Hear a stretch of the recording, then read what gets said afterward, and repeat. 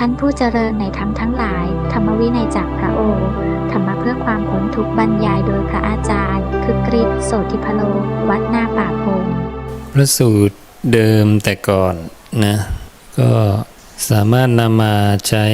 เทียบเคียงได้เรื่อยๆนะนักเต้นรำที่ทำเป็นอาชีพแล้ว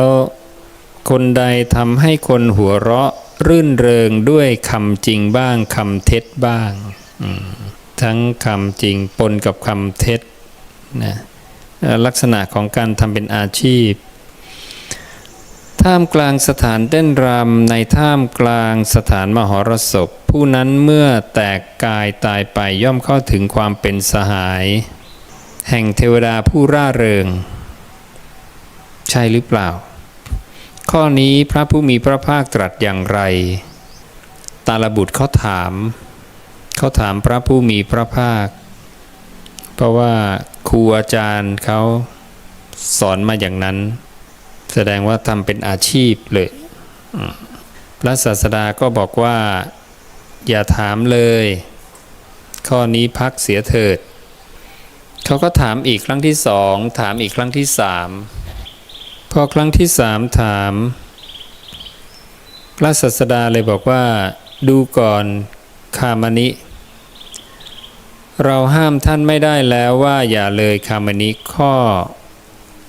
ขอพักข้อนี้เสียเถิดท่านอย่าถามข้อนี้กับเราเลยแต่เราจักพยากรณ์ให้ท่านดูก่อนคามณิเมื่อก่อนสัตว์ทั้งหลายยังไม่ปราศจากราคะอันกิเลสเครื่องผูกคือราคะผูกไว้นักเต้นรำรวบรวมเข้าไว้ซึ่งทำอันเป็นที่ตั้งแห่งความกำหนัดในท่ามกลางสถานเต้นรำในท่ามกลางสถานมหรสพแก่สัตว์เหล่านั้นมากยิ่งขึ้นเมื่อก่อนสัตว์ทั้งหลายยังไม่ปราศจากโทสะอันกิเลสเครื่องผูกคือโทสะผูกไว้นักเต้นรำรวบรวมเข้าไว้ซึ่งธรรมเป็นที่ตั้งแห่งโทสะท่ามกลางสถานเต้นรำในท่ามกลางสถานมหรสพแก่สัตว์เหล่านั้นมากยิ่งขึ้นเมื่อก่อนสัตว์ทั้งหลายยังไม่ปราศจากโมหะอันกิเลสเครื่องผูกคือโมหะผูกไว้นักเต้นรำย่อมรวบรวมไว้ซึ่งธรรมอันเป็นที่ตั้งแห่งโมหะในท่ามกลางสถานเต้นรำในท่ามกลางสถานมหรสพแก่สัตว์เหล่านั้นมากยิ่งขึ้นแสดงว่ามันทำให้ราคะโทสะโมหะเนี่ยเพิ่มพูนขึ้นนักเต้นรำนั้นตนเองก็มัวเมาประมาทตั้งอยู่ในความประมาทเมื่อแตกกายตายไปย่อมบังเกิดในนรกชื่อปหาสะปหาโสนิระโยในบาลีก็ใช้ตัวนี้ปหาโสนิระโยนามะนรกมีนามว่าปหาโสนิระโยนิระยังหมายถึงนรกถ้าเขามีความเห็นอย่างนี้ว่านักเต้นรำคนใดทำให้คนหัวเราะรื่นเริงด้วยคำจริงบ้างคำเท็จบ้างตรงคำเท็จนี่มันก็จะไปเข้ากับเหตุปัจจัยที่ทำให้ไปสู่ทุกขตินะในท่ามกลางสถานเต้นรำในท่ามกลางสถานมหรสพผู้นั้นเมื่อแตกกายตายไปย่อมเข้าถึงความเป็นสหายของเทวดาชื่อปหาสะความเห็นของเขานั้นเป็นความเห็นผิดดูก่อนคามณิก็เราย่อมกล่าวคติสองอย่างคือนรกหรือกำเนิดเดรัจฉานอย่างใดอย่างหนึ่งของบุคคลผู้มีความเห็นผิดเขามีมิจฉาทิฏฐิด้วยพ่อบ้านนักเต้นรำชื่อตาลบุตรก็เลยร้องไห้สึกสะอื้นน้ำตาไหลนะพระศาสดาก็บอกว่าก็บอกแล้วไม่ใช่หรอว่าอย่าถามเลยนะเขาก็เลยบอกเนี่ยเขาถูก นักเต้นรำผู้เป็นอาจารย์และปาจารย์ก่อนๆล่อลวงให้หลงสิ้นกาลนานว่านักเต้นรำคนใดทำให้คนหัวเราะรื่นเริงด้วยคำจริงบ้างคำเท็จบ้างในท่ามกลางสถานเต้นรำในท่ามกลางสถานมหรสพผู้นั้นเมื่อแตกกายตายไปย่อมเข้าถึงความเป็นสหายของเทวดาชื่อปหาสะกลับกลายไปบอกว่าไปเกิดเป็นเทวดาแต่จริงๆไปเกิดในนรกก็แสดงว่าอารมณ์แบบนี้เป็นผืนนาที่เป็นทุกขตินะเป็นผืนนาทุกขติเพราะว่าใช้คำเท็จนะเนาะแล้วก็ทำเป็นอาชีพเลยตาลบุตรก็เลยขออุปสมบทในพระผู้มีพระภาคจากนั้นไม่นานก็ทำความเพียรแล้วก็ได้สำเร็จเป็นพระอรหันต์รูปหนึ่งก็ได้ประโยชน์เหมือนกันวันก่อนที่บอกโคบาลชาวมคธที่ไม่ฉลาดพาฝูงโคไปล้มตายก็เลยจะเปรียบเหมือนพระสูตรที่พระองค์ตรัสว่าไม่มีสมณะที่หนึ่งสมณะที่สองสมณะที่สามสมณะที่สี่นอกธรรมวินัยนี้ดังนั้นถ้านอกธรรมวินัยนี้คำสอนนั้นไม่ได้พาไปถึงอมตะคือความไม่ตายแต่ก็ทำให้หลุดล่วงไปไม่สามารถถึงฝั่งได้โดยสวัสดีโคลูกฝูงก็ล้มตายกันไปเพราะว่าไม่ฉลาดไม่มีไหวพริบปฏิภาณไม่ดูว่าอะไรควรไม่ควรอะไรใช่ไม่ใช่นะ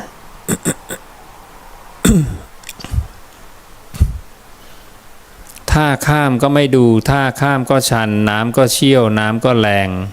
นะก็ยังจะพาฝูงโคไปในท่าข้ามที่ชันน้ำที่เชี่ยวแรงฝูงโคก็พากันล้มตายแม้แต่โคมีกำลังก็ไม่สามารถนะโคอ่อนกำลังที่เหลือก็เสร็จหมดเลยเนี่ยการเป็นโคนำฝูงเนี่ยก็เป็นสิ่งที่สำคัญต้องมีอินทรีย์ที่แก่กล้ามีวุฒิภาวะ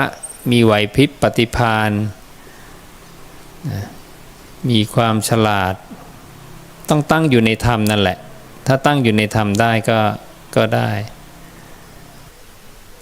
คนเดินตามกว่าจะรู้ตัวก็นะพวกโคทั้งหลายกว่าจะรู้ตัวก็โอยลงไปในน้ำกันหมดแล้วนะขึ้นก็ขึ้นไม่ได้จะขึ้นฝั่งโน้นก็ขึ้นไม่ได้นะน้ำก็แรงก็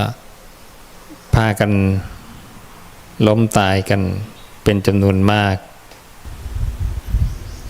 อีกอันหนึ่งที่มีคนถามพระศาสดาว่าอะไรหนอเป็นเหตุเป็นปัจจัยเครื่องทำให้บุคคลบางคนในโลกนี้ถึงความนับว่าเป็นคนดุก็อะไรหนอเป็นเหตุเป็นปัจจัยเครื่องทำให้บุคคลบางคนในโลกนี้ถึงความนับว่าเป็นคนสงบเสงี่ยมพระศาสดาบอกว่าข้ามานิคนบางคนในโลกนี้ยังละราคะไม่ได้เพราะเป็นผู้ที่ยังละราคะไม่ได้คนอื่นจึงยั่วให้โกรธได้คนที่ยังละราคะไม่ได้คนอื่นยั่วให้โกรธย่อมแสดงความโกรธให้ปรากฏผู้นั้นจึงนับได้ว่าเป็นคนดุคนบางคนในโลกนี้ยังละโทสะไม่ได้เพราะเป็นผู้ที่ยังละโทสะไม่ได้คนอื่นจึงยั่วให้โกรธคนที่ยังละโทสะไม่ได้คนอื่นยั่วให้โกรธย่อมแสดงความโกรธให้ปรากฏผู้นั้นจึงนับว่าเป็นคนดุผู้ใดยังละโมหะไม่ได้นะไล่มาจากราคะโทสะโมหะ คนอื่นจึงยั่วให้โกรธได้นะคนที่ยังละโมหะไม่ได้อันคนอื่นยั่วให้โกรธย่อมแสดงความโกรธให้ปรากฏผู้นั้นจึงนับได้ว่าเป็นคนดุพระศาสดาจึงให้เราพยายามที่จะไม่ทำตามอำนาจความอยากพอมีความอยากขึ้นมาก็ต้องพยายามที่จะไถ่ถอนบรรเทาทำให้สิ้นสุดไปทำให้ไม่มีเหลือทีนี้อยากจะให้ดูเหตุปัจจัยทำมันเป็นเหตุและทำที่เกิดจากเหตุถ้าเราเข้าใจทำตรงนี้ดีๆเนี่ยมันก็จะทำให้เรารู้ถึงเหตุผลว่าทำไมเราต้องมาเดินมรรคแบบนี้นะทำแบบนี้เพื่ออะไรถ้าเราจำได้ปฏิจจสมุปบาทโธในบรรทัดต้นๆเนี่ยพระองค์ก็จะบอกว่าอิมัสสมิงสติอิทังโหตินี้มีนี้ได้มีอิมัสสมิงก็คือนี้สติก็คือมีนี้มีอิมัสสะนี่ก็แปลว่านี้อิมัสสมิงสติอิทังโหตินะอิทังนี้โหติก็มีนะนี้มีนี้ได้มีตรงนี้ได้มีเนี่ยเป็นธรรมที่เกิดจากเหตุอันนี้ต้องชัดเจนพอชัดตรงนี้แล้วเนี่ยเอาไปใช้ในธรรมข้ออื่นได้หมดเลยอย่างเช่นว่าชาติปัจจยาชรามรณังชาติปัจจัยชรามรณะการเกิดคือเหตุของชรามรณะดังนั้นแก่ตายเนี่ยมันมีขึ้นก็ต้องมีเหตุเพราะเหตุนี้มันมีเหตุนี้เลยมีถ้าเหตุนี้ถ้ามันเป็นเหตุไม่มีธรรมที่เกิดจากเหตุก็จะไม่มี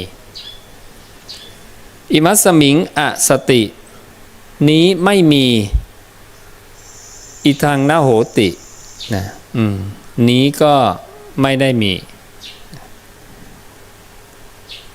เราลองดูเรื่องจิตมโนวิญญาณสุริเยคือแสงแห่งดวงอาทิตย์เนี่ยส่องมาทางช่องหน้าต่างนี้มีพอชนกับฝาเรือนเกิดรัศมีอันนี้เป็นอิทังโหติละอันนี้ก็ได้มีขึ้นรัศมีได้มีขึ้นดังนั้นรัศมีมีเพราะสุริเยเป็นธรรมอันเป็นเหตุรัศมีเป็นธรรมที่เกิดจากเหตุอาศัยการเกิดขึ้นถ้าไม่มีสุริเยรัศมีก็ไม่มีเอามือไปกั้นแสงแดดปุ๊บรอยแดดก็จะไม่มีเนี่ยอันนี้เป็นเรื่องที่สำคัญมากเอาแค่ขั้นตอนเดียวก่อนว่านี้มีนี้จะมีธรรมทั้งหลายเกิดจากเหตุธรรมทั้งหลายเกิดจากเหตุพระอาสาชิบอกสั้นๆง่ายๆปุ๊บพระสารีบุตรเข้าใจเลยทุกอย่างเกิดจากเหตุดังนั้นการตายก็เกิดจากเหตุคือเกิดเพราะมีเกิดจึงมีตายถ้าเกิดไม่มีตายไม่มีอันนี้แหละเป็นเหตุให้เราเข้าไปละนันทินะการเกิดหรือการที่มีสัญโยคะจิตที่ไปจิตหรือวิญญาณที่ไปทิติทิตังในอารมณ์ก็ผูกติดกับอารมณ์เพราะอำนาจแห่งธรรมราคะธรรมนันทิเจริญงอกงามไพบูรณ์ผูกติดกับอารมณ์ไปนะดังนั้นเมื่อมีการผูกติดไปเนี่ย เราก็ต้องละการผูกติดให้ได้ละการผูกติดถ้าละการผูกติดได้การผูกติดไม่มีการปรากฏขึ้นของชาติก็ไม่มีเมื่อชาติไม่มีชรามรณะก็จะไม่มีนี่เป็นวิธีแก้ปัญหาชราและมรณะว่าแก่และตายเนี่ยไม่มีได้ไหมทำอย่างไรเพราะอะไรไม่มีแก่และตายจึงไม่มีก็ต้องถามก่อนว่าแล้วเพราะอะไรมีแก่และตายจึงมีเพราะชาติมีแก่และตายจึงมีดังนั้นถ้าชาติไม่มีแก่และตายก็จะไม่มีและชาติคืออะไรชาติมีเพราะภพก็คือที่ตั้งวิญญาณเมล็ดพืชไปตั้งบนผืนนาแล้วเจริญงอกงามไพบูรย์ขึ้นไปเติบโตขึ้นไปการเติบโตขึ้นไปก็คือการที่ผูกติดกับอารมณ์ไปผูกติดกับอารมณ์ไปเป็นชาติผูกติดกับอารมณ์นานแค่ไหนก็แล้วแต่ละคนก็ทำให้การผูกติดนั้นมันสั้นลงการผูกติดก็เลยเหมือนชาติคือการที่ลำต้นของเมล็ดเนี่ยมันโตขึ้นมาแล้วเมล็ด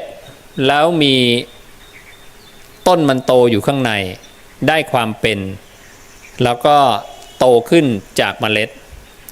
ลำต้นก็โตขึ้นจากเมล็ดต้นพืชกับเมล็ดพืชมันก็อันเดียวกันแต่จะแบ่งก็คือคนละส่วนนะคนละจังหวะแค่นั้นเองแต่มันก็คือสิ่งเดียวกันเหมือนกับลำแสงกับรัศมีก็อันเดียวกันแต่เป็นคนละจังหวะรัศมีจะมีได้ไหม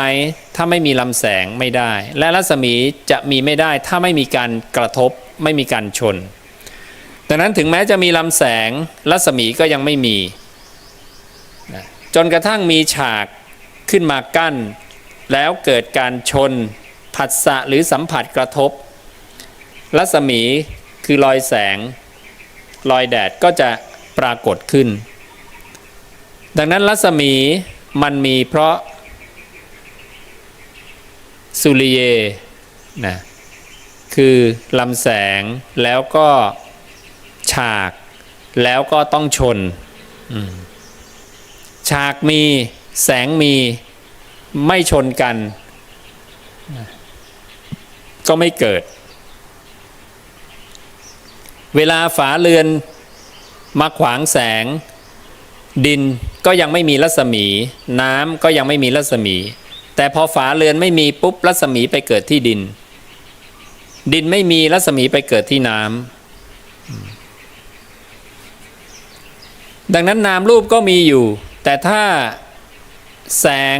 หรือสุริเยไม่ส่องไปกระทบนามรูปก็เท่ากับไม่มีนามรูปจึงมีเพราะวิญญาณจึงมีเพราะนามรูปรัศมีมีเพราะฉากรัศมีมีเพราะลำแสงอาศัยกันอาศัยทั้งสองอย่างนี้แล้วกระทบกันจึงเกิดขึ้นพระองค์ก็เรียกฉากอีกอย่างว่าธรรมังธรรมะหรือธรรมังหรือธรรมาหลายฉากก็ธรรมาฉากเดียวก็ธรรมังนะ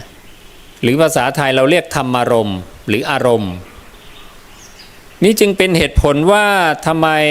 เราจึงพยายามที่จะต้องละนันทิละความเพลินหรือละการผูกติดกับอารมณ์ไม่ปล่อยให้ดูใจของเราไหลไปตามความคิดเรื่อยๆรู้ว่ากำลังคิดและรีบวางแล้วกลับมาอยู่กับลมหายใจเข้าออกหรือว่าถ้าเราทำการงานหรือเราเดินพระองค์ก็เดินหรือว่าเดินก็ชื่อว่าเป็นกายคตาสติหรือ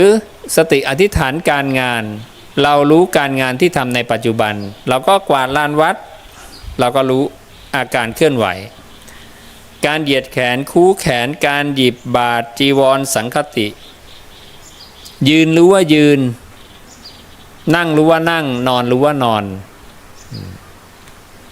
นี้ก็จัดเป็นกายคตาสติจัดเป็นอารมณ์อันเดียวการสร้างอารมณ์อันเดียวก็ไม่ได้ขวางการทำงานหรือการประกอบอาชีพของเรานะสามารถทำได้อยู่กับการทำงานขับรถรู้ว่าขับรถคิดออกไปหลุดออกจากการขับรถต้องดึงกลับมาที่งานขับรถตรงนี้นะหน้าที่เราตรงนี้ทำอะไรเราอยู่กับหน้าที่ตรงนั้นเรียกว่าเป็นอนุสติฐานที่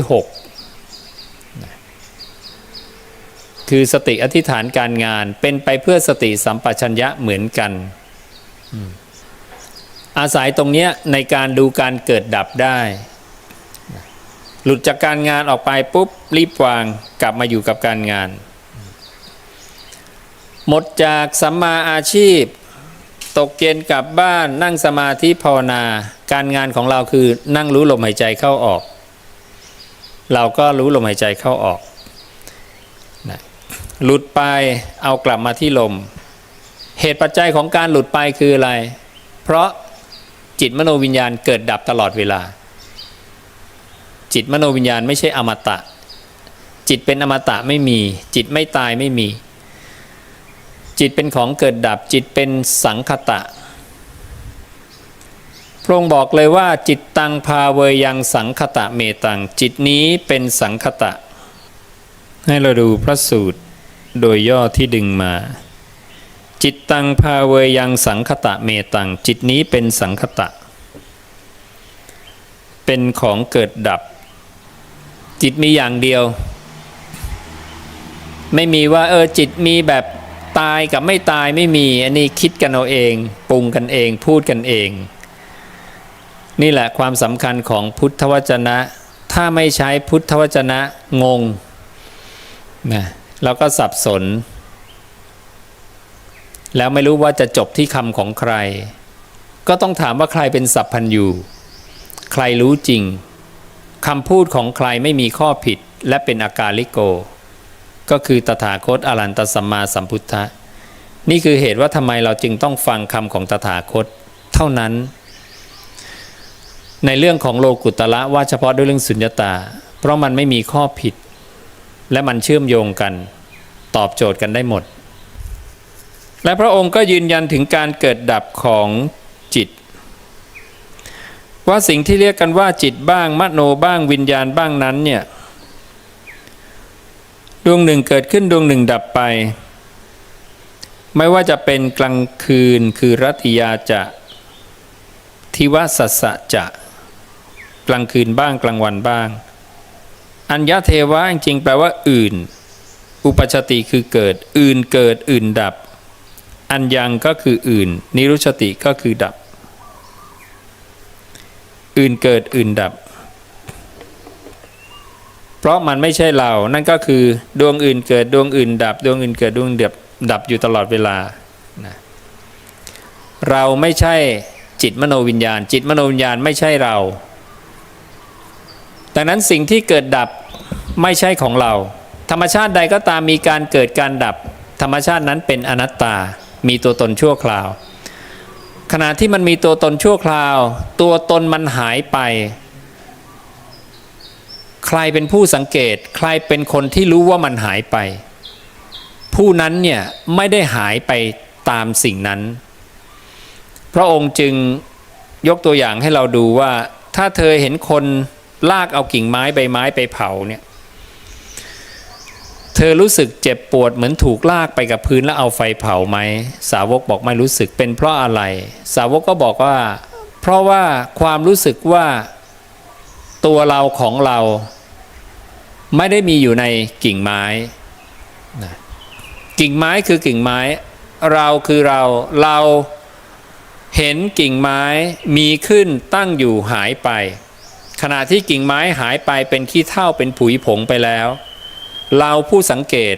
ไม่ได้หายไปด้วยไม่ได้ตายไปกับสิ่งนั้นพระองค์จึงบอกว่าเนี่ยถ้าเธอทำได้อย่างเงี้ยเนี่ยเมื่อรูปตายเธอจะไม่ตายไปตามรูปซึ่งสิ่งนี้มันมีในเราทุกคนเนี่ย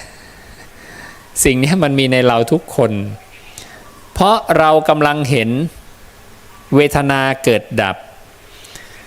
เห็นสัญญาเกิดดับเห็นสังขารเกิดดับส่วนรูปเกิดดับในปุถุชนก็เห็นเราเห็นรูปเกิดดับเรารู้อยู่แล้วนะพระศาสดาบอกว่าปุถุชนที่ไม่เคยสดับเนี่ยนะก็พอจะเบื่อหน่ายได้บ้างในกายอันเป็นที่ประชุมแห่งมหาภูตธาตุทั้งสี่นะเพราะว่าอะไรเพราะว่ารูปเนี่ยเวลาผ่านไป40-50 ปี70-80 100 ปีก็มีความเสื่อมไม่เห็นมีความตายให้เห็นเราก็เลยรู้ว่ารูปเนี่ยตายแน่นอนรูปเนี่ยเป็นอนัตตาแน่นอนรูปไม่เที่ยงรูปแตกสลายรูปไม่ใช่ตัวตนจริงปุถุชนก็เห็นได้เบื่อหน่ายได้แต่พระองค์บอกว่าสิ่งที่เรียกกันว่าจิตบ้างมโนบ้างวิญญาณบ้างเนี่ยไม่มีทางเลยเพราะว่ามันเกิดดับเร็วมากวิญญาณเนี่ยที่พระองค์เปรียบเหมือนรัศมีเนี่ยลอยแดดเนี่ยของสุริเยมันเกิดที่ฝาเรือนเวลาพระองค์ยกอุปมาให้แสงส่องลงมาลอดช่องหน้าต่างด้านทิศตะวันออกมาปรากฏที่ฝาเรือนด้านทิศตะวันตกเกิดรัศมีคือวิญญาณจิตมโนวิญญาณปรากฏละจากนั้นเนี่ยฝาเรือนไม่มีเท่ากับวิญญาณดับถูกต้องไหมแล้ววิญญาณมีใหม่ที่ไหนที่ปฐวีที่ดินพอเราดึงฝาเรือนออกปุ๊บแสงแห่งดวงอาทิตย์ก็พุ่งไปหาดินแสงรัศมีไปปรากฏที่ดินนี่คือการหายไปของรัศมีณตำแหน่งหนึ่งแล้วไปเกิดรัศมีใหม่อีกณตำแหน่งหนึ่งพระองค์ใช้ความเร็วของแสง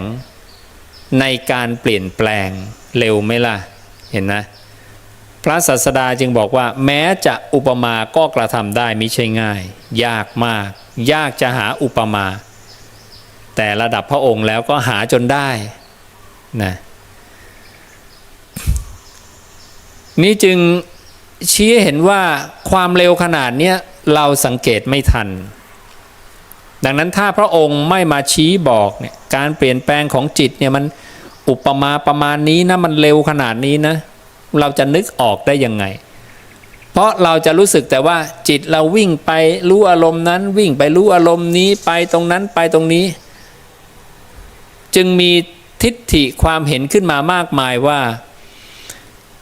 วิญญาณเนี่ยเป็นผู้ที่แล่นไปท่องเที่ยวไปในภพนั้นภพนี้เดี๋ยววิญญาณไปรู้อารมณ์นั้นวิญญาณไปรู้อารมณ์นี้จิตฉันวิ่งไปโน้นจิตฉันวิ่งกลับมานี้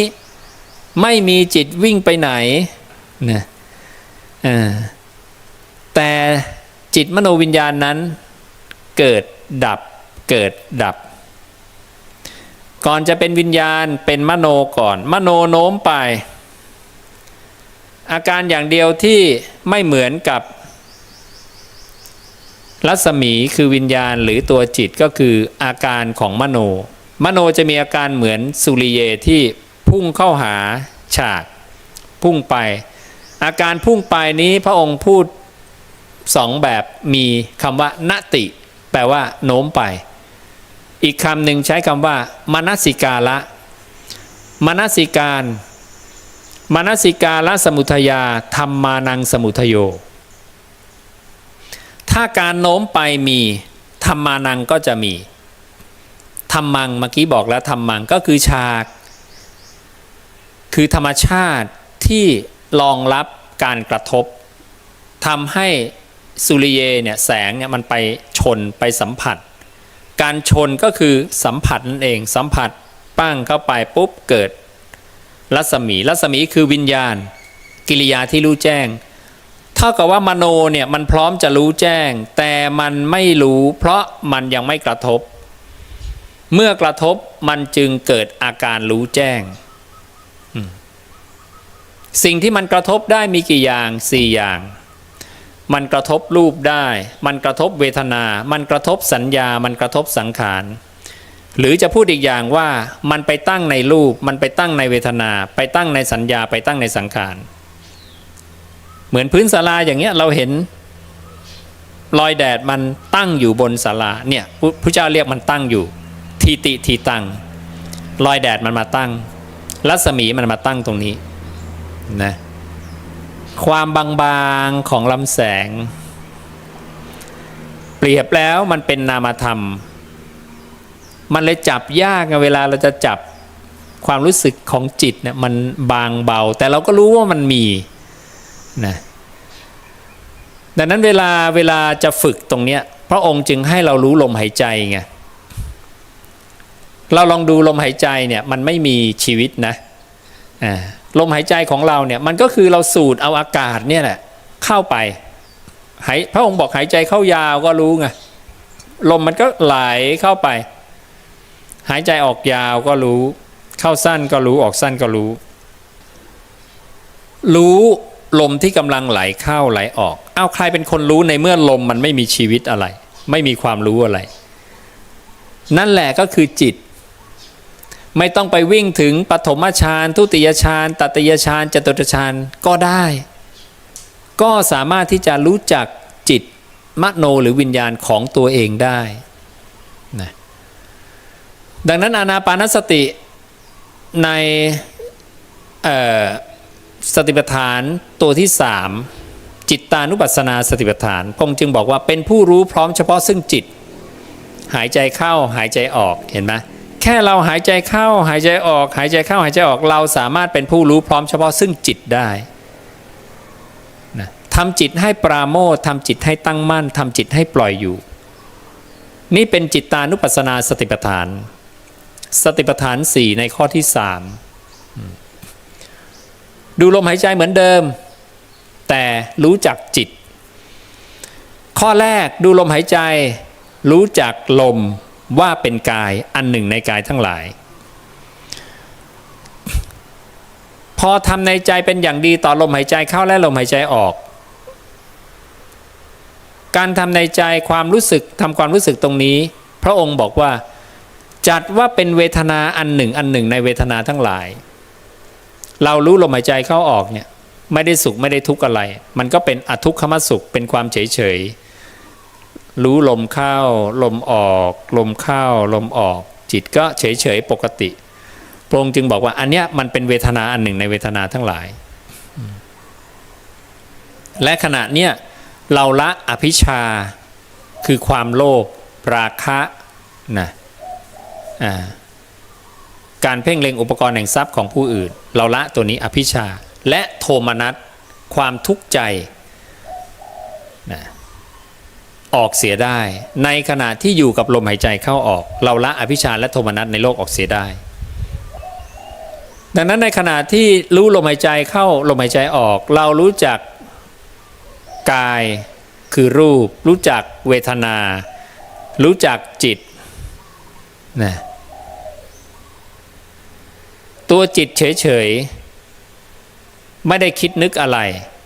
อยู่กับลมนิ่งๆเราก็จะแยกคิดกับไม่คิดออกจากกันได้ขณะที่รู้ลมเฉยๆไม่ได้คิดขณะที่คิดไม่รู้ลมเพราะว่าจิตมโนวิญญาณนั้นไปทิติถิตังไปตั้งในความคิดแล้วดังนั้นตัวความคิดก็ถูกแยกออกไปเป็น2อันคืออะไรสัญญากับสังขารเพราะขันธ์มี5เรารู้กายไปละลมหายใจเวทนาเฉยๆไปละรู้จักละ2อันที่ยังไม่ได้พูดถึงคือความจำได้หมายรู้การคิดไปในอดีตความปรุงแต่งการคิดไปในอนาคตดังนั้นวิญญาณก็ต้องไปทิติถิตังถ้าเกิดการคิดในอดีตมีขึ้นแสดงว่าวิญญาณนั้นไปทิติถิตังในสัญญาถ้าคิดปรุงไปในอนาคตมีขึ้นแสดงว่าวิญญาณมันไปทิติถิตังในสังขาร สี่ตัวนี้จึงเรียกว่าเป็นที่ตั้งของวิญญาณมีสี่พระองค์จึงเรียกว่าจัตตัสโสวิญญาณทิติโยสี่วิญญาณที่ตั้งรูปเวทนาสัญญาสังขารนี้มีเห็นไหมมันเริ่มมาจากอะไรมีมโนมีสุริเยมีรัศมีเลยมีรัศมีมีแสดงว่านามรูปมีที่ตั้งมีฉากมีและฉากมีอะไรบ้างมีรูปเวทนาสัญญาสังขารเปรียบเหมือนอะไรเปรียบเหมือนปฐวีนะ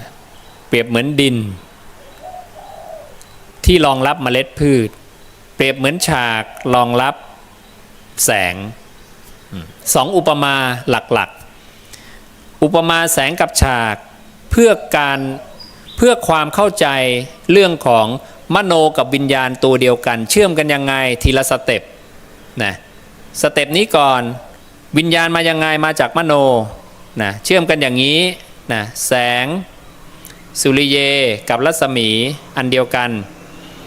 นะแต่อันหนึ่งยังไม่กระทบอันหนึ่งกระทบแล้วต่างกันตรงนี้แค่นั้นเองแต่ก็คือเนื้อเดียวกันจากนั้นพอจะไปเป็นจิตปรับอุปมาเพื่อให้เห็นชัดปรับอุปมาไปเป็นเมล็ดพืชกับผืนนา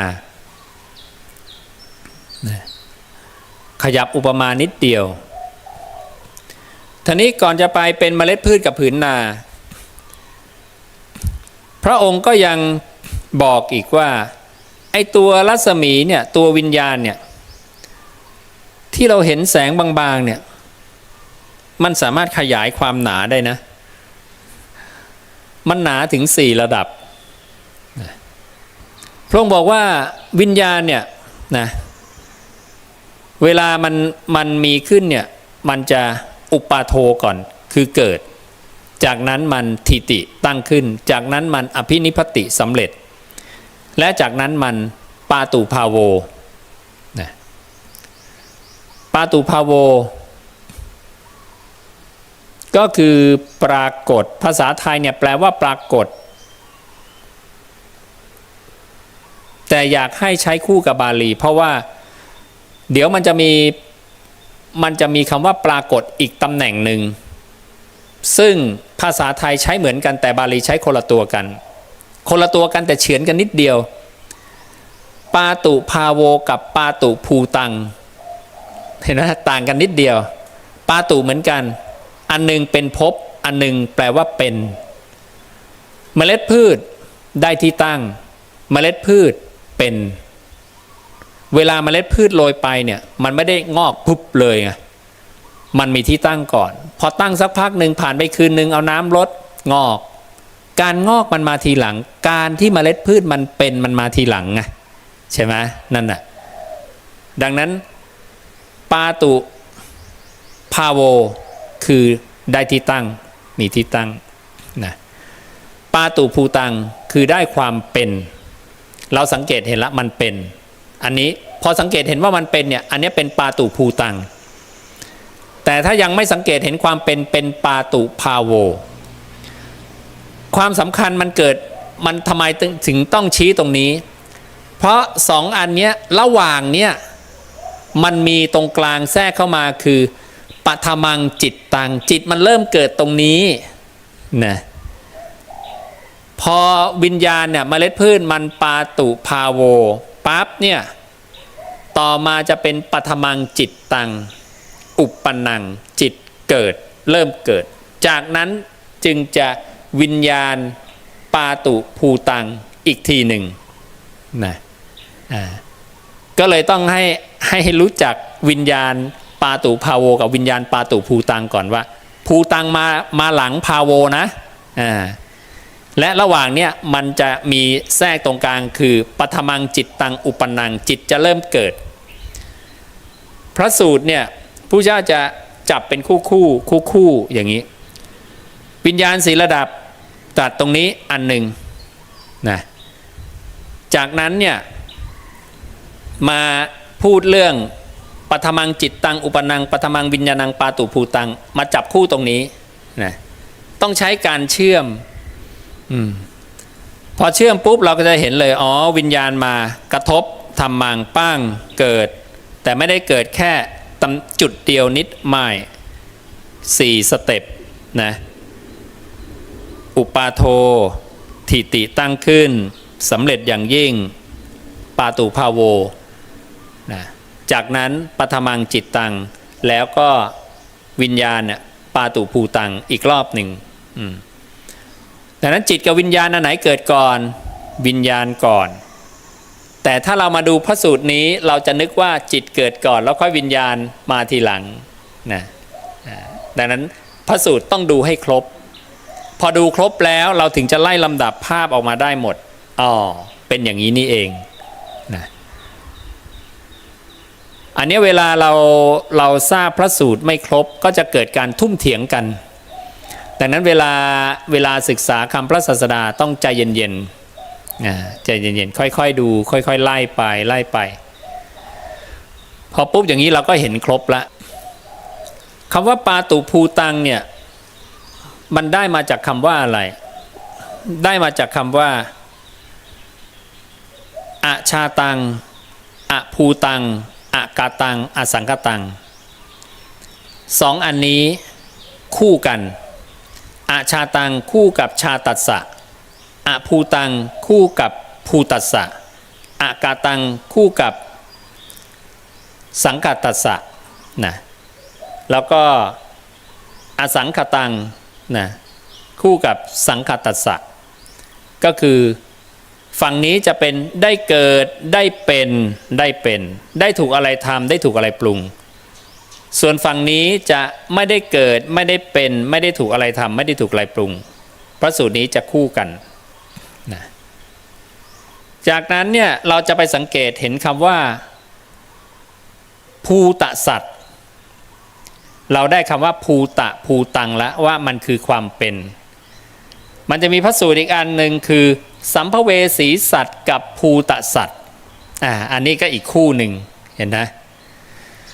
สัมภเวสีสัตว์คือสัตว์ผู้แสวงหาความเป็นกำลังได้ความเป็นแต่ยังไม่เป็นภูตสัตว์คือได้ความเป็นแล้วนั่นคือถ้าสัตว์ได้ความเป็นคือได้พบแล้วส่วนสัมภเวสีสัตว์จึงเป็นสัตตานังที่ยังไม่ได้พบกำลังโน้มไปซึ่งตรงนี้ก็คือเปรียบเหมือนสุริเยที่กำลังพุ่งเข้าหาฉากดังนั้นนี่คือความหมายของสัมภเวสีสัตว์ที่แท้จริงว่าคือช่วงนี้แกปนี้เท่านั้นไม่ใช่สัมภเวสีสัตว์ที่เราบอกว่าโอ้ยล่องลอยตะคุ่มอะไรนะสัมภเวสีมาไม่ใช่ถ้าเห็นอย่างนั้นเนี่ยเหมือนกับพระโมคคัลลานะเห็นก็จะเรียกเลยว่าเปรตวิสัยนะหรือยักษ์นะหรือภูมะเทวดา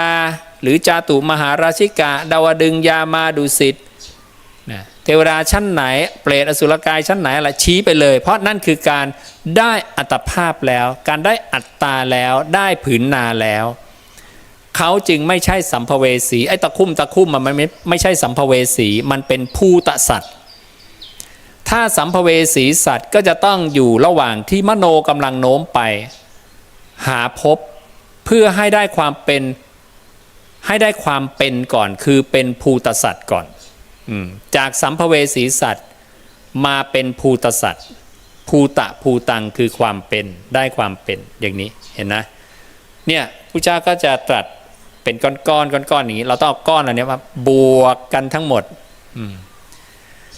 นี่ก็คือนี้มีนี้เกิดนี้ไม่มีนี้จะไม่มีนี้ดับนี่แหละเหมือนกับอนิจจังศัพท์คำว่าอนิจจังเนี่ยมันมีมาเพราะอะไรเสื่อมไม่เที่ยงมีเพราะอะไรมีเพราะเกิดไงถ้าเกิดไม่มีเสื่อมจะมีได้ไหมไม่ได้ต้องชัดนะตรงเนี้ยนี้มีอิมัสสมิงสติอิทังโหตินะเกิดมีเสื่อมเลยมีเนี่ยต้องชัดกระดาษเนี้ยขาดเพราะอะไรขาดคือเสื่อมขาดเพราะมันมีกระดาษไงถ้าไม่มีกระดาษฉีกได้ไหม ไม่ได้ไม่มีกระดาษให้ขาดเสื่อมไม่มีจะเอาอะไรมาเสื่อมมาจะบอกว่าเสื่อมต้องมีอะไรเสื่อมและถ้ามีอะไรเสื่อมตัวตนอัตตาต้องมีขึ้นอัตตาตัวตนต้องมีก่อนอัตตาตัวตนก็คือต้องเกิดปรากฏการเกิดชาติต้องมีก่อนชาติปัจจยาชรามรณังชาติปัจจัยชรามรณะชาติมันคือเหตุของชราคือเสื่อมและมรณะคือตายและมันจะสลับกันไม่ได้ด้วยเสื่อมมาก่อนเกิดไม่ได้ต้องเกิดมาแล้วจึงมีเสื่อมพอเสื่อมแล้วเนี่ย มันหยุดเสื่อมมะหยุดเสื่อมมะถ้าโยมบอกหยุดอาตมาจะฉีกไปเรื่อยๆนี่ไงแสดงว่ามันเสื่อมได้เรื่อยๆพอเสื่อมเรื่อยๆขณะที่เสื่อมครั้งที่สองครั้งที่สามรูปร่างเปลี่ยนไหมเปลี่ยนมันตั้งอยู่มันก็มีภาวะอย่างอื่นปรากฏคือรูปร่างมันเปลี่ยนตลอดนะพระองค์จึงบอกว่าทิฏฐัสสะอัญญัตถตังปัญญายติเมื่อมันตั้งอยู่เนี่ยก็มีภาวะอย่างอื่นปรากฏนั่นก็คือเสื่อมเรื่อยๆเสื่อมเรื่อยๆเพราะข้างบนมันพูดว่าเสื่อมมาก่อนนะแล้วรูปร่างเปลี่ยนตลอดก็คือการเสื่อมมีต่อเนื่องไม่หยุดถ้าการเสื่อมมีต่อเนื่องไม่หยุดสิ่งที่ตามมาคืออะไรหมดไหมหมดนะความหมดนี้มันหมดเพราะอะไรหมดความหมดมันมีเพราะว่ามันเกิดถูกต้องไหมหรือถ้าจะไล่ลำดับหมดมีเพราะเสื่อมเรื่อยๆเสื่อมเรื่อยๆมีเพราะเสื่อมครั้งแรกเสื่อมครั้งแรกมีเพราะเกิดปรากฏนี่คืออาศัยกันเกิดขึ้นถูกต้องไหมนี้มีนี้เลยมีเสื่อมมีเสื่อมเรื่อยๆเลยมีเสื่อมเรื่อยๆมีดับเลยมีถูกต้องไหมและสลับกันไม่ได้ด้วยนี่สัจจะความจริงตรงนี้ไม่มีใครคัดง้างหรือติเตียนได้เลยและทุกคนเห็นประจักษ์ปฏิเสธไม่ได้นี่แหละธรรมะที่คัดง้างไม่ได้ติเตียนไม่ได้เป็นอย่างนี้และนี่คือธรรมะที่เป็นปฏิจจสมุปบาโทอาศัยกันและกันเกิดขึ้นนะเพราะมีเกิดเลยมีเสื่อมเพราะมีเสื่อมเลยมีดับหรือบางครั้งพระองค์ก็พูดเกิดดับข้ามเสื่อมไปเลยนะเกิดดับอย่างนี้สมุทัยนิโรธทุกข์สมุทัยนิโรธมรรคนะนั้นทุกข์ต้องมาก่อนขันธ์ห้าต้องมีแล้วขันธ์ห้ามีเกิดขันธ์ห้ามีดับและมีวิธีในการดับขันธ์ห้าดับขันธ์ห้าหมายถึงดับความยึดมั่นในขันธ์ห้าเพราะขันธ์ห้าตัวมันก็ดับอยู่แล้ว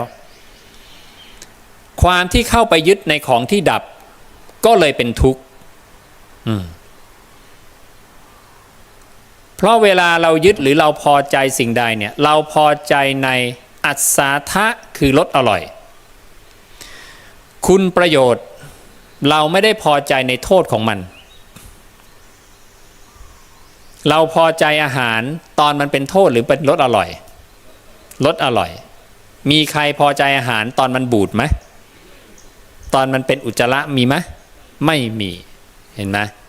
นั่นคืออาทินวะเห็นอาทินวะบ่อยๆปล่อยวางเห็นอาสาทะเรื่อยๆยึดติดต้องเห็นทั้งอาสาทะรู้จักรสอร่อยรสอร่อยเป็นอย่างนี้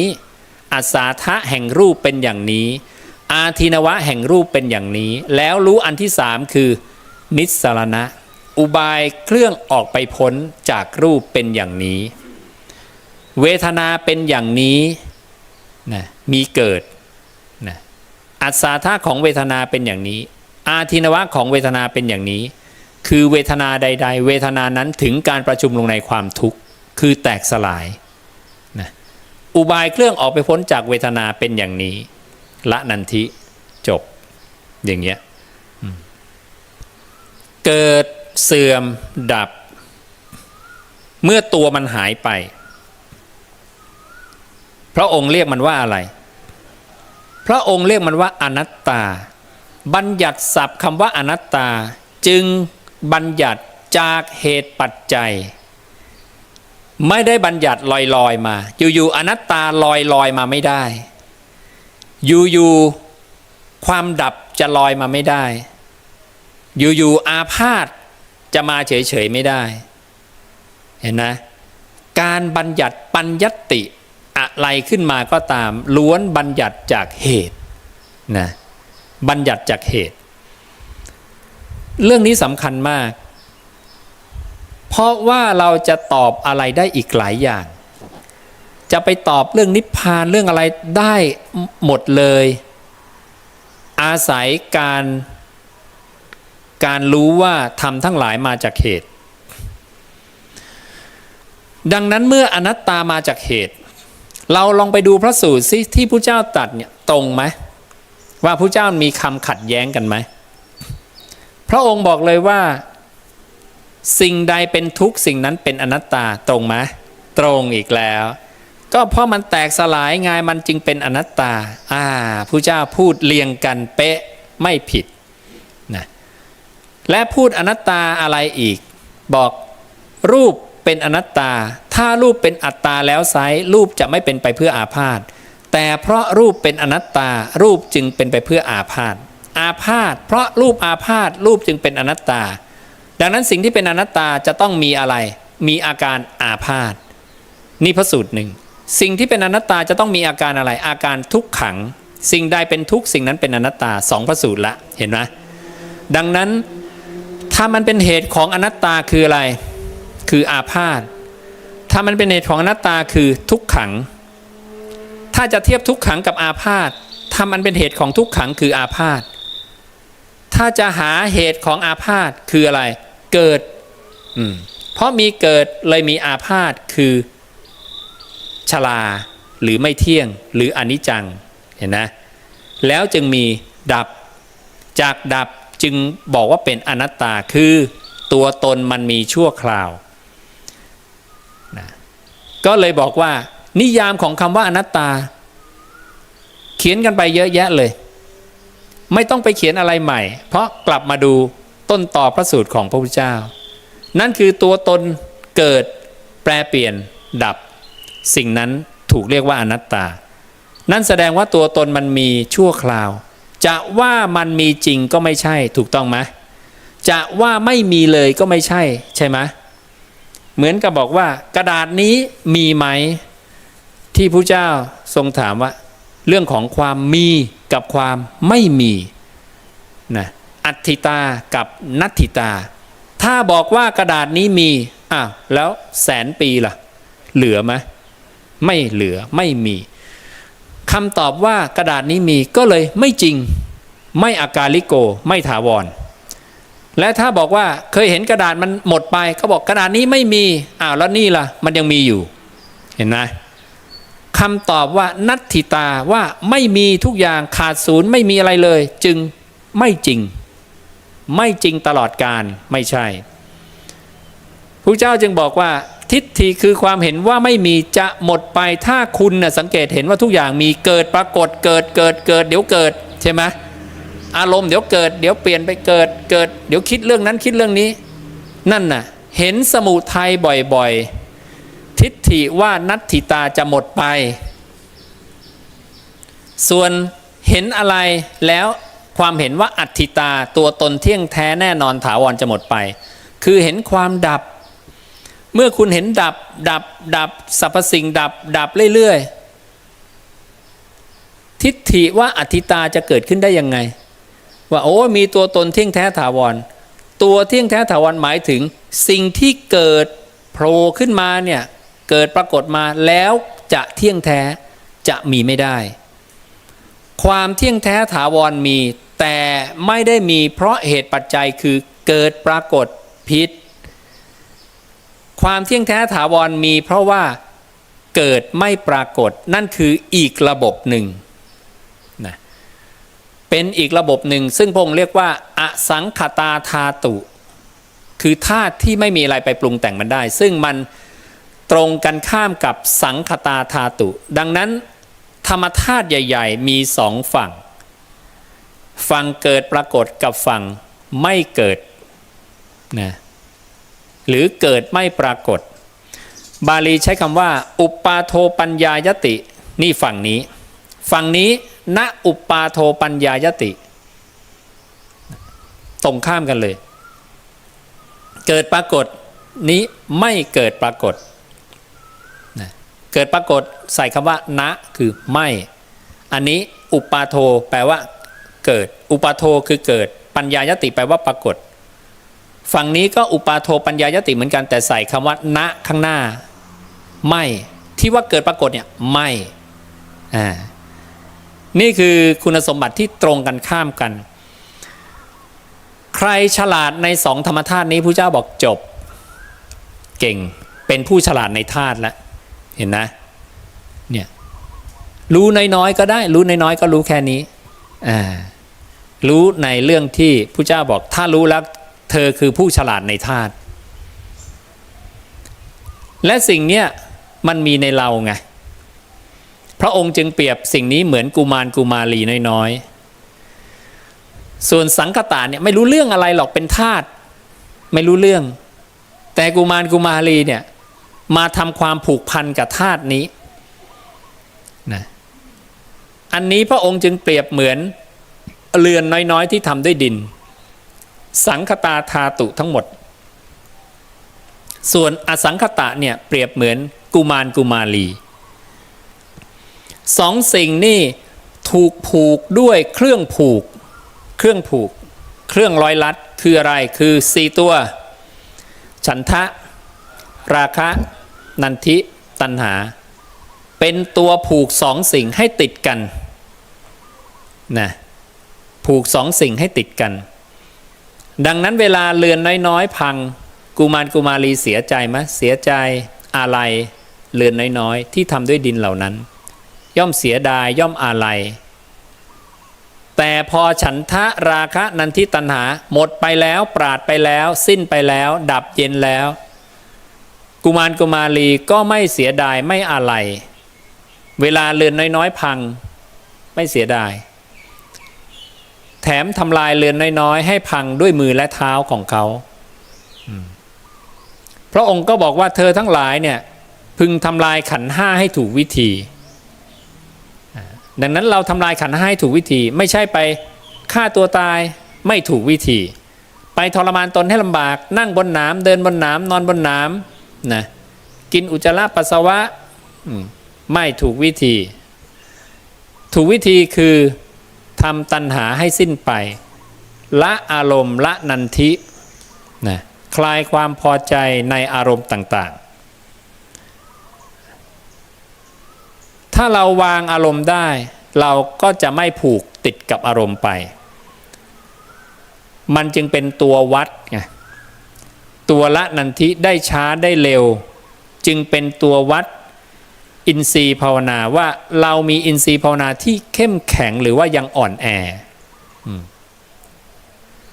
พระองค์จึงบอกถ้าเราเนี่ยละอารมณ์ได้เร็วดุดกระพริบตาหรือดีดนิ้วนะหรือหยดน้ำในกระทะร้อน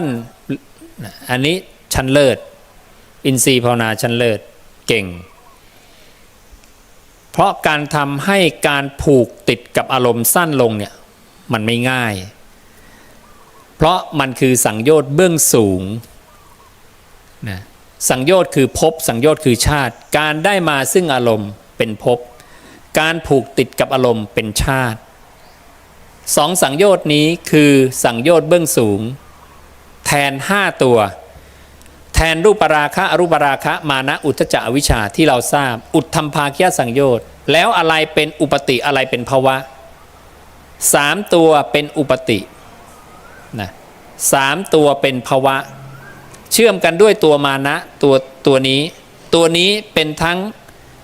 ตัวมานะเนี่ยเป็นทั้งฝั่งผืนนาทั้งฝั่งลำแสงนะลำแสงสำเร็จความเป็นมโนก็มีมานะและคิดว่ามโนเป็นเราใจเป็นเราใจไปรับรู้ผืนนาก็ผืนนาเป็นเราผืนนามีอะไรรูปก็บอกรูปเป็นเรา รูปเป็นตน ตนเป็นรูป รูปมีในตน ตนมีในรูป นี่คืออุปทานสี่อุปทานในวิญญาณเห็นวิญญาณเป็นตน ตนเป็นวิญญาณ วิญญาณมีในตน ตนมีในวิญญาณนี่คืออุปทานความยึดถือในความเป็นตัวตนเรียกว่าสักกายทิฏฐิความเห็นว่าตัวตน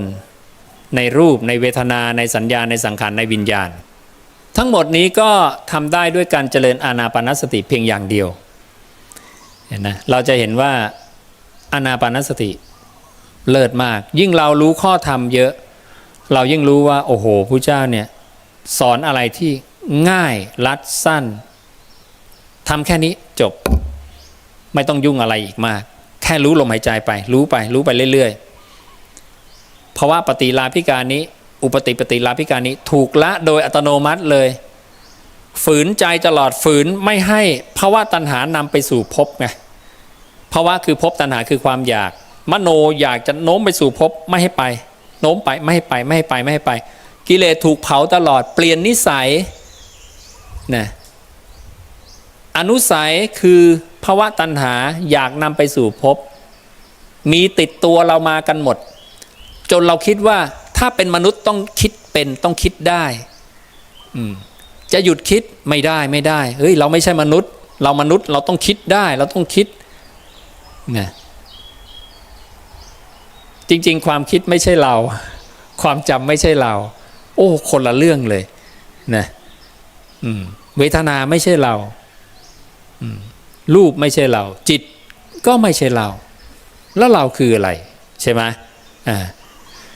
เวลาทำใหม่ๆมันก็จะพอทำไปสักพักถ้าไม่มีสุตตะจะเริ่มงงแล้วเราเป็นใครวะเนี่ยจิตก็ไม่ใช่นะไม่เหลืออะไรเลยเหรอเนี่ยก็ไปนึกว่าขาดศูนย์อีกใช่ไหมเนี่ยมันมีจุดที่จะให้หลงเยอะมากเลยเลยสุตตะเนี่ยเป็นตัวป้องกันความหลงให้เราไม่ให้เราคิดปรุงฟุ้งไปเองว่าเอ้ยคงอย่างนั้นมั้งคงอย่างนี้มั้งคงมีทั้งจิตเกิดตายและจิตไม่เกิดตายมั้งนะอย่างนี้นะแต่ก่อนเราก็นั่งถกกันอย่างเงี้ยเพราะเราไม่รู้เราไม่มีสุตตะไงก่อนมาเจอพุทธวจนะเนี่ยเราก็งงปฏิบัติกันไปนะ17-18 ปีเราก็ยังแกะอะไรไม่ได้แล้วก็หาคำตอบไม่ได้เพราะว่าไม่มีคนที่จะนำคำศาสดามาเปิดเผยว่าอ๋ออันนี้เป็นอย่างนี้พระเจ้าเคยตรัสไว้แล้วอย่างเงี้ยเราแกะหาในคำครูอาจารย์ก็ไม่มีนะเพราะว่าการจะมีได้นั่นคือคุณต้องโฟกัสลงไปในคำศาสดาเท่านั้นเลยนะต้องขุดคุยในคำศาสดาถ้าคุณไปขุดคุยนอกคำศาสดาปุ๊บเนี่ยเจ๊งเลยคุณจะไม่ได้สัจจะความจริงคุณจะได้คำปลอมออกมาและคำปลอมมันจะไม่เชื่อมโยงกันเมื่อไม่เชื่อมโยงกันโยงไปให้ความสำคัญของคำปลอมว่าเป็นคำจริงจบเลยทีนี้นะคำไม่เชื่อมกันพระองค์จึงเน้นย้ำว่าศาสดาผู้เดียวเท่านั้นนะที่ทำคำพูดสอดรับกันได้ตั้งแต่ราตรีตรัสรู้ถึงราตรีปรินิพพานนะไม่มีการขัดแย้งกันสอดรับไม่ขัดแย้งกันศรัทธาตรงนี้ต้องเชื่อมั่นพอเชื่อมั่นปุ๊บเนี่ยเราจะไม่เอาคำของใครมาผสมปนเปกันให้มันปวดหัวไงใช่ไหมแล้วก็ขุดคุยแต่คำพระศาสดาสงสัยเปิดคำศาสดาสงสัยเปิดคำศาสดาหาไปต้องมีคำตอบปุ๊บก็ได้คำตอบหมดวันนี้ภาพหรือคำตอบเนี่ยมันมีเชื่อมโยงได้หมดจนถึงหลุดพ้นได้เลยนั่นคือลักษณะของการที่เราเนี่ยรู้แผนที่อ่านแผนที่จนแทงตลอดอย่างดีด้วยทิฏฐิหรือคือการรู้ชัดเจโตวิมุตติปัญญาวิมุตติอันเป็นที่ดับไม่เหลือแห่งความเป็นผู้ทุศีลมีศีลราคะกล้ามักโกรธฟุ้งซ่านดังนั้นถ้าเรารู้อย่างเนี้ยเราจะเป็นผู้ไปทางเจริญไม่ไปทางเสื่อมถึงความเจริญอย่างเดียวไม่ถึงความเสื่อมขั้นต่ำคือสกทาคามีบุคคลนี่ก็คือแผนที่ที่ทำให้เราเนี่ยเกิดความมั่นใจว่าความเพียรที่เรากำลังเดินอยู่เนี่ยเราเดินบนเส้นทางเนี่ยเราเดินเส้นทางผิดหรือถูกเราเดินกลับหลังหันหรือเปล่านะเราว่ายน้ำเข้าหาฝั่งหรือว่ายน้ำออกจากฝั่ง ใช่ไหมเนี่ยโสดาบันเนี่ยเขาจึงเป็นผู้ที่ลอยตัวอยู่มั่นคงแล้วเหลียวดูรอบๆเพื่อหาฝั่งรู้เพื่อให้รู้เส้นทางที่จะว่ายน้ำต่อไปไม่งั้นเดี๋ยวมันจะว่ายออกจากฝั่งนะขยันมากเลยแต่ขยันผิดดังนั้นเป็นปริพาชกเนี่ยขยันผิดเลยไงมันก็เลยไปไม่ถึงนิพพานนะมีความเพียรจริงแต่เพียรผิดทางก็เสร็จเหมือนกันมาถึงปุ๊บปฏิบัติเลยจากปฏิบัติแล้วทำยังไงนะเอาไปนั่งบนหนามครับผมไปนั่งบนหนามไปยืนขาเดียวนะปากกินน้ำค้างถืออิริยาบถเดียวยืนห้ามเดินห้ามนั่งห้ามนอนพระเจ้าเข้าไปถามทุกข์ไหมเนี่ยทุกข์นะแต่ก็คิดว่าความทุกข์เนี่ยมันจะทำให้กิเลสหมดเห็นนะความเป็นคนไม่รู้นะคงเลยเรียกว่าเป็นตาบอดจุงตาบอดไงดังนั้นศรัทธาจึงมาอันดับแรกถ้าคุณศรัทธาสัมปทาไม่ถูกต้องเนี่ยคุณศรัทธาไม่ถูกต้องไม่ได้ศรัทธาพระเจ้าเนี่ยพลาดละเส้นทางมันจะไปผิดนะนี่คือเหตุผลว่าทำไม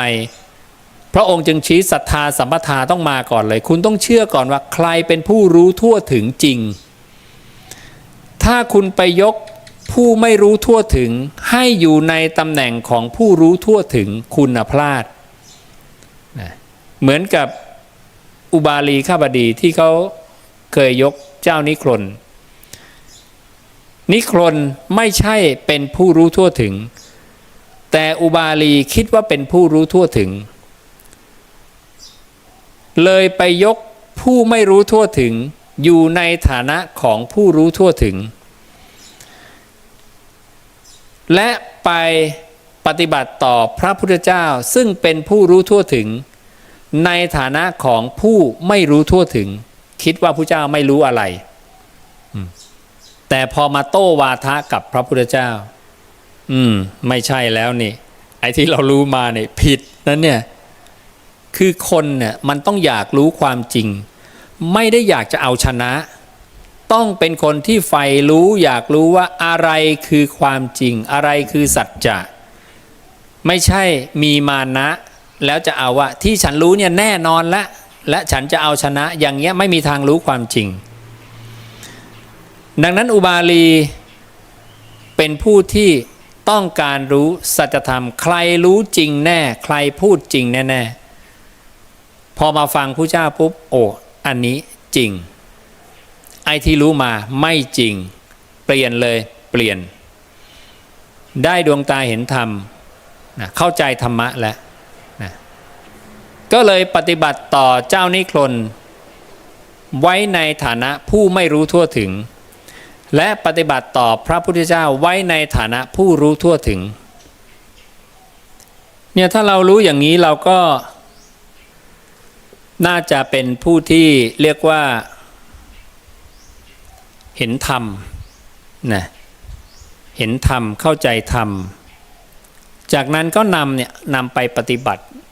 ประพฤติธรรมสมควรแก่ธรรมปฏิบัติชอบยิ่งปฏิบัติตามธรรมอยู่คอยรู้ลมเรื่อยๆคอยรู้ลมกลับมาสร้างอารมณ์อันเดียวคอยเห็นการเกิดการดับการเกิดการดับแค่นี้พอแล้วไม่มีสิ่งใดที่อริยสาวกผู้นั้นจะต้องทำให้ยิ่งขึ้นไปกว่านี้ทำแค่นี้เพียงพอแล้วดังนั้นเวลาทำอะไรถูกต้องแล้วเพียงพอแล้วเนี่ยพระเจ้าก็จะบอกเลยว่าไม่มีอะไรต้องทำอีกแล้วนะทำแค่นี้นะเดี๋ยวก็ตะกายไปจนออกนอกกรอบไปอีกก็ต้องบอกว่าแค่นี้เหมือนปริพาชกถามไปถามตะเลิดเลยไปแล้วจบนิพพานแล้วนิพพานไปไหนต่ออีกอะพระเจ้าบอกเธอตะเลิดเลยปัญหาไปเสร็จแล้วไม่อาจจับฉวยที่สุดแห่งปัญหาได้นะช่างถามจนเกินเลยปัญหาไปก็จะเห็นว่าพระศาสดาเนี่ยปิดกั้นข้อบกพร่องไว้ให้หมดเรียบร้อยเลย เราจะหลุดไปข้างไหนก็ปิด จะหลุดไปตรงไหนก็ปิดคุ้มครองไว้เสร็จเรียบร้อยให้เราวนอยู่ในนี้อันนี้แหละคือหลักเหตุหลักผลที่เรารู้ด้วยปัญญาเราเองได้นะและเราก็จะมีความมั่นใจว่าทีเนี้ยความตายจะมาถึงเมื่อไหร่เราก็ไม่สะดุ้งหวาดเสียวสั่นคลอนนะเรามีที่พึ่งเรามีสรณะแล้วเรารู้แล้วว่าถ้าความตายจะมาถึงปุ๊บเนี่ยฉันจะอยู่กับอารมณ์อันเดียวเลยรู้ลมหายใจเข้าออกจนลมหายใจสุดท้ายของชีวิตพระเจ้าบอกคนที่เจริญอานาปานสติมาเป็นอย่างดีเนี่ยจะรู้แม้ลมหายใจสุดท้ายของชีวิตว่าขณะเนี้ยลมหายใจเนี้ยสุดท้ายละจบละชีวิตนี้นะจะเป็นสิ่งที่เขารู้หาเป็นสิ่งที่เขาไม่รู้ไม่เขาจะต้องรู้พระองค์จึงให้เราทำให้ชำนาญไงรู้ลมเข้าลมออกลมเข้าลมออกทำให้ชำนาญเรื่อยๆคอยละนันทิมันเพลินไปก็หลุดก็ทิ้งเท่าที่รู้ตัวไม่ต้องไปโมโหตัวเองว่าเอ้ยทำไมทำไม่ได้โอ้มันของยากมันติดมาตลอดสังสารวัฏแหละมันไม่ง่ายหรอกที่จะทำเท่าที่ทำได้มันระลึกเรื่อยๆระลึกถึงเรื่อยๆระลึกถึงลมหายใจมันก็จะคอยเบรกการไหลไปสู่อารมณ์เหมือนมีการแตะเบรกเรื่อยๆเป็นระยะต่อไปมันก็จะเริ่มชำนาญพอเริ่มชำนาญเนี่ยเราจะรู้สึกเลยว่าขี้เกียจคิดนะจิตจะเริ่มนิ่งมากกว่าคิดนะเริ่มได้นิสัยที่ดีละเป็นอุปนิสัยละดังนั้นเวลากายแตกทำลายแล้วจะไปได้กายใหม่นะมันก็จะได้กายที่ดีหรือเราสามารถที่จะทิ้งในระหว่างที่ลำแสงกำลังพุ่งเข้าไปหาฉากใหม่ขณะที่มโนกำลังไปสู่ภพใหม่เราก็สามารถทิ้งได้ทันผู้ที่ทำได้ตรงนั้นจึงเรียกว่าเป็นอันตราปรินิพพายีเป็นผู้ปรินิพพานในระหว่างพระองค์จึงบอกว่าขณะที่เราทำด้วยมรรควิธีนี้ไปเนี่ยถ้าไม่ได้ความเป็นอรหันต์ในทิฏฐธรรมก็จะได้ในการแห่งมรณะหรือเป็นอันตราปรินิพพายีหรือเป็นอุปหัจจะเป็นอสังขาระเป็นสสังขาระเป็นอุทธังโสโตอคนิทคามีก็จะได้ไปอีก7ระดับก็ฝากข้อธรรมไว้ให้กับพวกเราไว้เพียงเท่านี้นะให้ไปทบทวนกันไปฟังซ้ำแล้วก็ตั้งใจประพฤติปฏิบัติกันสุดท้ายนี้ก็ขออนุโมทนากับพวกเราทุกคนที่ได้มาสั่งสมสุตตะในคำของตถาคตมาประพฤติธรรมธรรมจริยายะมาประพฤติสม่ำเสมอสมจริยายะมาสร้างกุศลกุศลกริยายะมาทำบุญปุญญกริยายะก็ขอให้เป็นเหตุเป็นปัจจัยพวกเราได้รับอานิสงส์ตามที่พระผู้มีพระภาคได้ทรงบัญญัติไว้แล้วทุกประการรวมทั้งผู้ที่รับชมรับฟังอยู่ทางบ้านที่เปรียบเหมือนผู้รู้จักน้ำที่ควรดื่มเขาแสดงธรรมแก่บุคคลอื่นแต่ตนเองเงี่ยโสดลงสดับตั้งใจฟังก็ได้รับผลของธรรมะนั้นและขอให้ได้ดวงตาเห็นธรรมสำเร็จมรรคผลนิพพานในอนาคตการอันใกล้โดยทั่วกันทุกท่านทุกคนเทอญ